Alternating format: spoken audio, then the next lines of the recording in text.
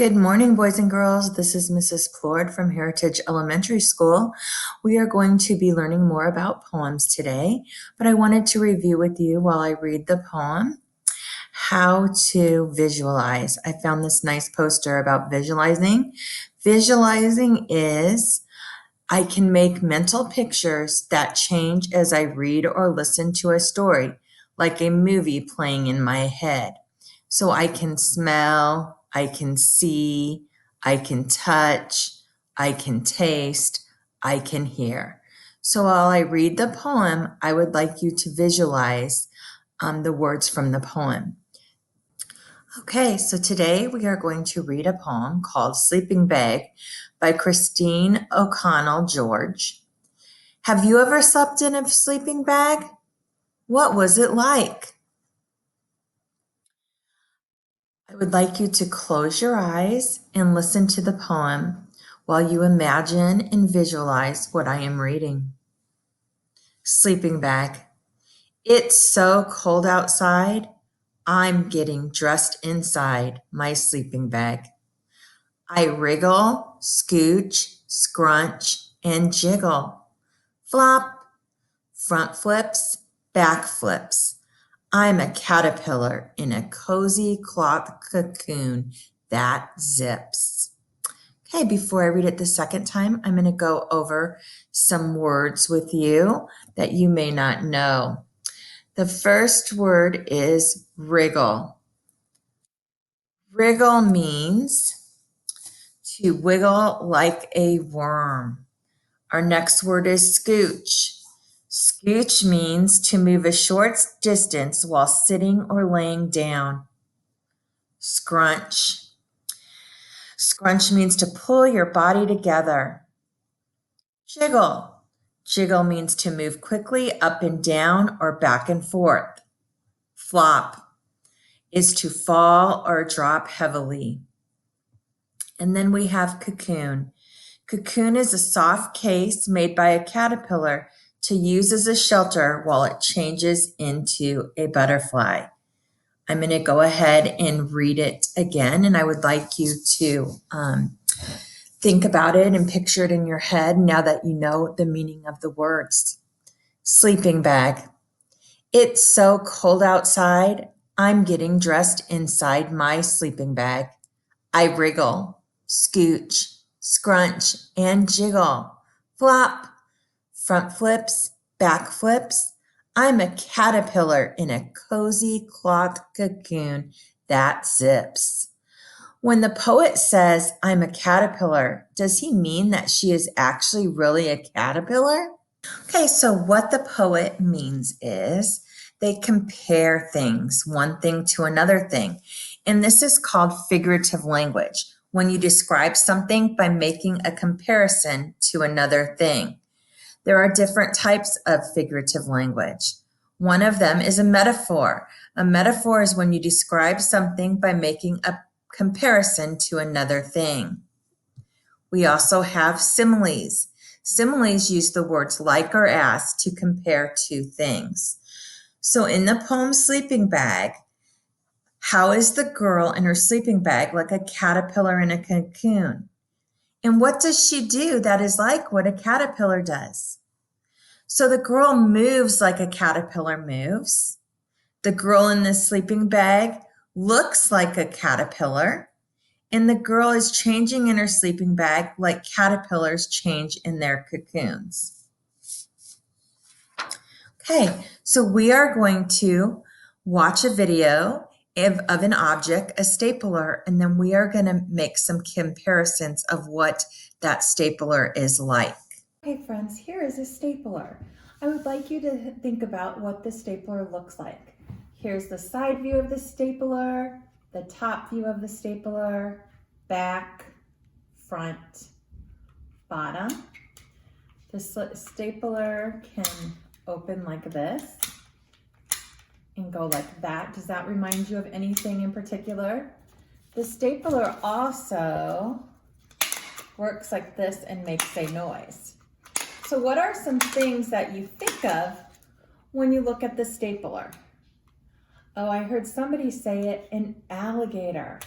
I agree. I think that an alligator, a stapler looks like an alligator when he opens his mouth and goes chomp, chomp. Very good. We are now going to write a poem about an alligator. Okay, so we are going to compare a stapler to an animal today. What animal do you think it looks like?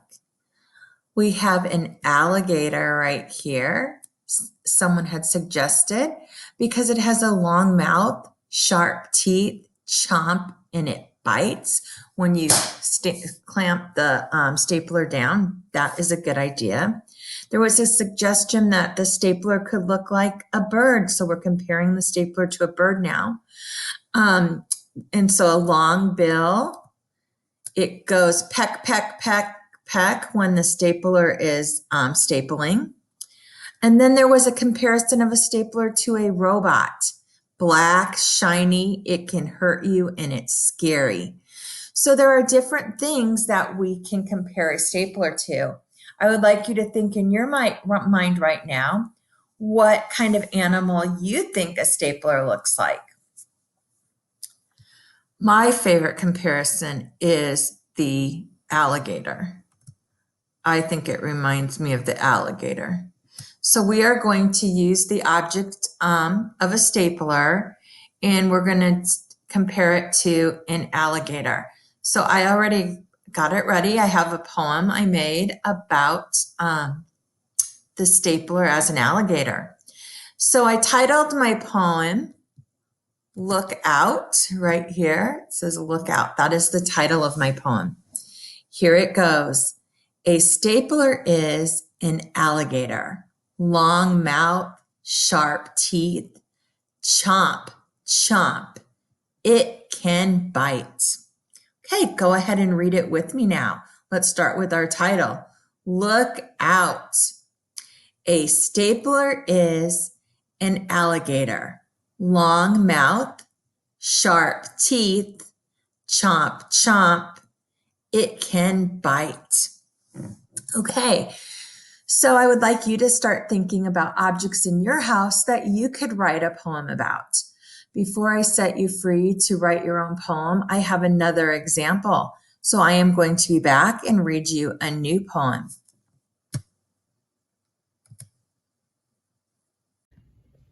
Hi friends, it's Mrs. Ford with an umbrella this time for you to visualize and think about when we're writing a poem, what things we could compare an umbrella to. So here's the top of the umbrella. Here's underneath the umbrella. The umbrella has a handle. I can spin it. There's flowers on it. I can let it go up and down and close and then put it back together. So that's an umbrella. I also want you to look at tulips. These are some tulips. Do you think we could compare the tulips to the umbrella? There's the inside of the tulip. They have a stem. They're in dirt.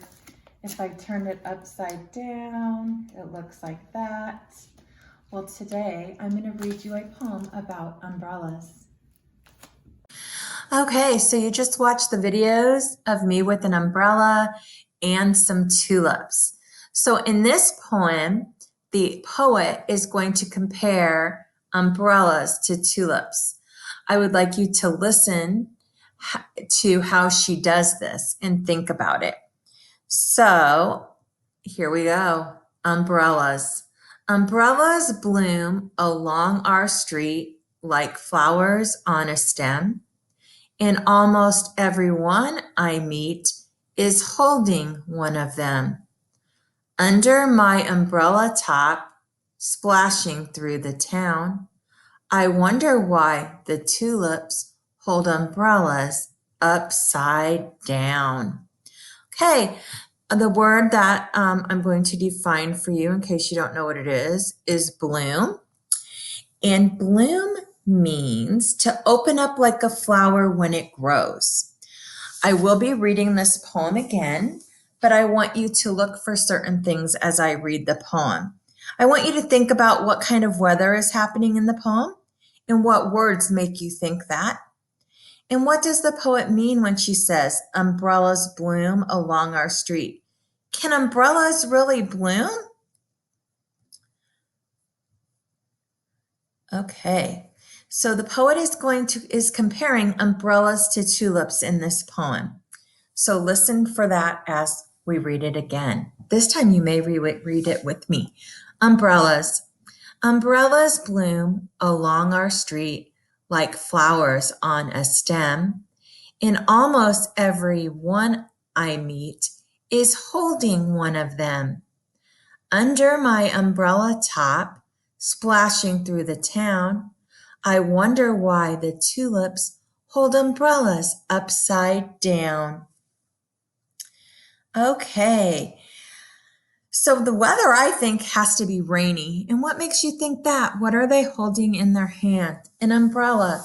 An umbrella is used when it is raining outside to keep us dry. Okay, so the tulip, when we look at the tulip has the dome shape like the umbrella, but it holds it up.